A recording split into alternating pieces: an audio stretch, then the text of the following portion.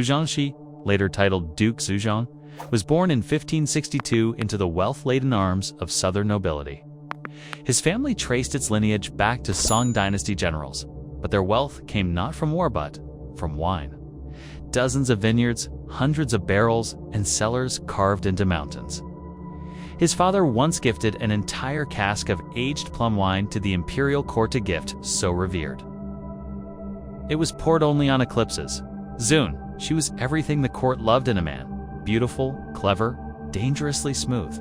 He could recite the Analects backwards by age 9. By 12, he was composing verses about grapes and ghosts. At 15, he debuted at court dressed in ivory silk and bearing a 1,000-year-old vintage for the Wanli Emperor himself. The emperor was charmed, but others were not. Zhen's rise was meteoric and arrogant. He mocked lesser nobles with subtle insults hidden in poetry.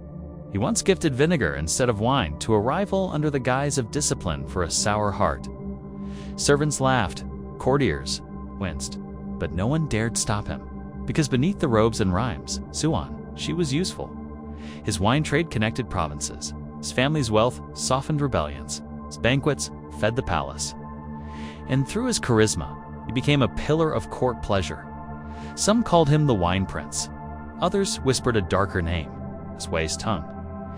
His relationship with the Wanli Emperor grew dangerously close. Some said they drank together in secret gardens.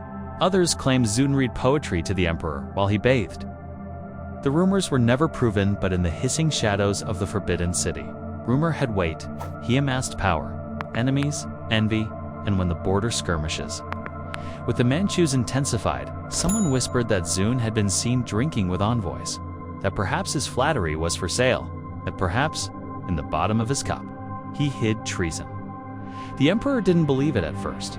The banquet was meant to be a triumph, held in the Jade Moon Pavilion. It was a private affair, just 30 guests, handpicked by Duke Zhen himself.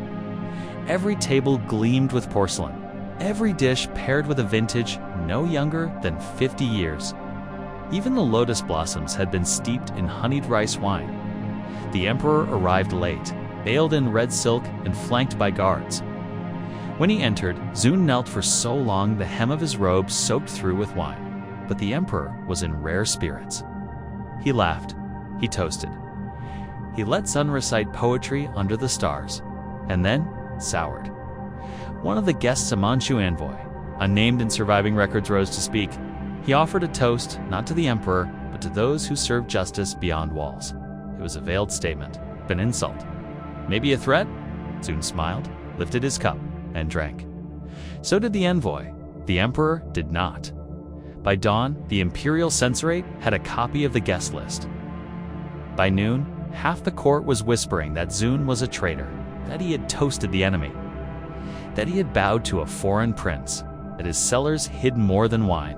Zun claimed innocence. He said the toast was mistranslated, that it was a cultural nod, that he drank to silence, not to sedition, but no one cared.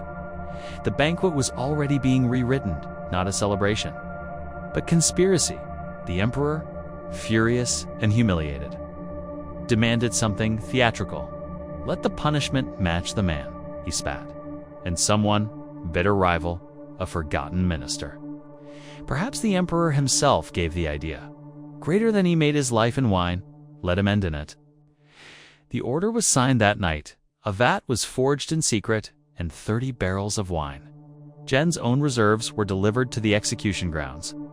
The vat was monstrous iron cauldron, tall as a man, wide enough to drown a bull. Forged by imperial blacksmiths in 3 days. It was set in the Palace of Supreme Harmony's lower courtyard, a place once used for lantern festivals, now darkened by smoke and heat. 30 barrels of wine were poured in. Not ordinary Wen Zhen's personal stock, aged and priceless, drawn from his family cellars by soldiers in the dead of night. His father had once called that wine liquid immortality. Now, it would become his pyre.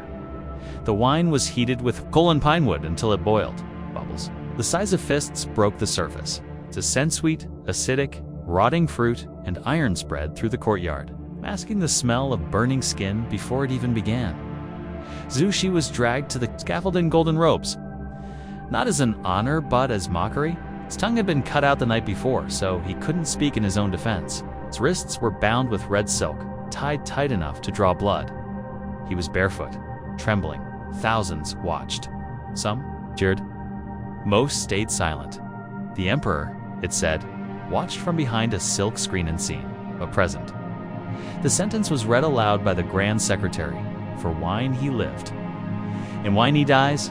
Zun was lowered slowly. At first, just his feet, then his knees. His body convulsed violently as the liquid scorched his skin. Screams, guttural and inhuman, echoed off the palace walls. One of the guards vomited. A priest fainted. A woman near the front row collapsed in sobs. He was submerged inch by inch. His final moments were not silent. They were filled with screams so sharp they cracked lacquer. As the wine boiled over his ribs, Zhen's body thrashed, flesh separating from muscle, steam rising around him like ghostly banners. It took 7 minutes for him to stop moving. When it was over, the cauldron was left uncovered for days. Some say the emperor ordered his ministers to walk past it daily to inhale what betrayal smelled like. The cauldron was never emptied. It sat in the courtyard for 3 days. It's bubbling in the spring heat, its surface a thick slurry of burnt flesh, bone shards, and fermented blood. No one dared approach it. Birds avoided it. Even the palace dogs refused to pass near it. But the emperor had one more message to send. He declared a state. Backwait. The guests were all high-ranking officials, poets, governors, and court philosophers. It was billed as a celebration of imperial vigilance. Every attendee knew exactly what it was. A warning. The banquet table stretched the length of the courtyard. It's just feet from the smoking cauldron. Flowers wilted in the steam. But wine was served not from new barrels, but from those same 30 taken from Zhen's family estate. They had been relabeled Imperial Vintage. The emperor raised his cup first. "Let us toast," he said, "to loyalty aged, and treason decanted." Most drank, some hesitated. One chancellor tried to refuse. He was dragged forward and forced to sip. Later that night, he clawed open his own throat in his quarters. Throughout the banquet, the Empress Dowager sat expressionless, eyes fixed on the iron vat. When asked if she would eat, she replied, "Only the scent is too familiar." Poets were ordered to compose verses on the boiled traitor. One wrote, "Greater than he steeped his soul in grapes and sin, now vintage boils the truth within." He was rewarded with a jade ring and died of a sudden illness days later. By the second hour, the wine made everyone sick. Not because it was poisoned, but because they couldn't stop imagining what floated in the other vat. Some whispered that Zhen's essence had seeped into the barrels. Had to drink the wine was to taste him. One governor vomited blood. Another collapsed and began laughing uncontrollably, muttering, "He's still warm." The banquet ended without music. No one clapped. No one stayed behind. By dawn, the vat had cooled. Inside, what remained of Duke Zhen had thickened into sludge. And then, the court sealed it in stone 3 days after the banquet. The emperor called for a second toast. This one was private invitation only. No ministers, no generals. Just his most trusted eunuchs, inner court scribes, and 2 blind musicians whose stringed notes had once lulled him into sleep. It was held not in a banquet hall, but in the imperial wine cellar. Deep beneath the southern wing of the palace, candles flickered along the stone walls. The scent of incense couldn't quite mask. The iron temps in the air at the center of the room stood a long, narrow table. On it, 12 cups each filled from the final barrel of Zhen's private stock. Some said the emperor had ordered the remaining wine blessed by Taoist monks. Others claimed he had added a drop of blood from the vat into each cup. There are no official records of what was said that night. Only a note, scribbled decades later by a surviving scribe, greater than he told us to drink. He said it would make us understand loyalty. He said wine must know suffering before it can serve the throne. They drank. Some did so with reverence, others with silent terror. One man wept into his cup before drinking, his tears falling in two. The mixture like an offering. Another coughed blood immediately after and collapsed. The emperor did not react when all had emptied their cups. He gave a final toast, one not recorded in court scrolls, but preserved. He somehow, in whispered legend, greater than his voice, is gone. His body is Ashdod, but tonight he warms our bellies.